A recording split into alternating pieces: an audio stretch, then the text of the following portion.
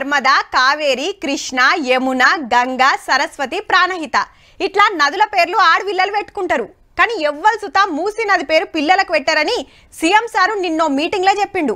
అందరూ వాజివే వాజివే వాజివే అన్నారు.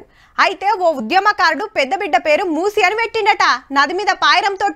అది తేటకు కావాలే, వెనకట ఎట్లుండెనో గట్టుండాలని ఆయన ఆపోచన.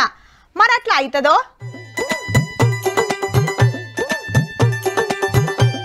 మూసీ కంటే మొదలు మన సిటీలా శివార్లున్న చెర్ల సంగతి చూడుర్రి. 10 ఏళ్ల కిందట గిట్లుండే, ఇప్పుడు గిట్లు అయినాయి. బొచ్చడు చెరువులు మింగిండ్రు, అమురుకుండ్రు, కబ్జాలు పెట్టిండ్రు, బంగ్లాలు కట్టిండ్రు. ఇవన్నీ సుత మొగుల మీదకెళ్లి శాటిలైట్ తీసిన ఫోటోలు. ఏ చెరువు అప్పుడు ఎట్లుండే ఇప్పుడు ఎట్లుందని ఇట్లా ఇవురంగా చూపించిండ్రు సర్కారోళ్ళు. 171 చెరువులు, 20 పార్కులు కబ్జా చేసిండ్రట పుణ్యాత్ములు. లోపలన్నీ ఆ రెడ్ బౌండరీలో వచ్చి constructions over a period of time. తర్వాత హైదరాబాద్ లో అసలు మీకు చెరువులు కలపడం, కూల్చాలని ఎవరికి ఆశ ఆలోచన తపన కూడా ఉండదు.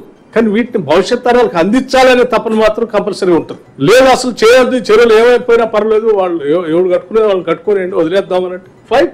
ఇక ఇప్పుడు మూసి ముచ్చటకొస్తే లండన్ లో థేమ్స్ నది, జపాన్ లో యోధా నది, ఇదేమో సుమిద నది. అన్ని సుత సిటీల నడిమిట్లకెళ్లి వారేటియే. చుట్టూరా పెద్ద పెద్ద బంగ్లాలు, షాపింగ్ మాల్లు, టూరిస్టు జాగలు.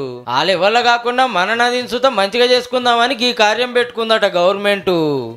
రేవంత్ రెడ్డి గారు అక్కడ ఉన్నటువంటి ఇళ్ళని తొలగించేసి ఆస్తులని ఆయన ఆక్రమించుకొని ఆయన భవంతి కట్టుకోవడం కోసం ప్రయత్నం చేస్తున్నా. ఎవరైనా లాస్ చేయం, అందరికి డబుల్ బెడ్రూమ్ ఇండ్లు ఇస్తాం, జాగాలు పోయిన వాళ్ళకు పైసలు కట్టిస్తాం అన్నాడు చిన్న సీఎం బట్టి సారు.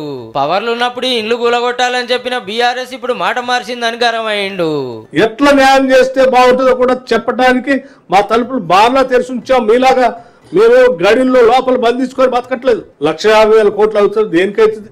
ఎవరు చెప్పారు నీకు 150,000 కోట్లు అవుతుందని? నిన్నటి మీటింగ్ లో ముఖ్యమంత్రి సార్ సుత గీదే చెప్పిండు. స్టేజ్ల మీద క్యాట్ వాక్ చేసినట్టు వచ్చి ఇట్లా వచ్చి వెళ్ళిపోయినట్టు కాదు. ఒక వారం రోజులు హరీష్ రావును, కేటీఆర్ను, రాజేందర్ను ఆ మూసి అంచున పేదోళ్ళు ఉన్న కాడ ఒక వారం వాళ్ళ నాడు ఉంచుర్రి, వాళ్ళ కష్టాలు తెలుస్తాయి.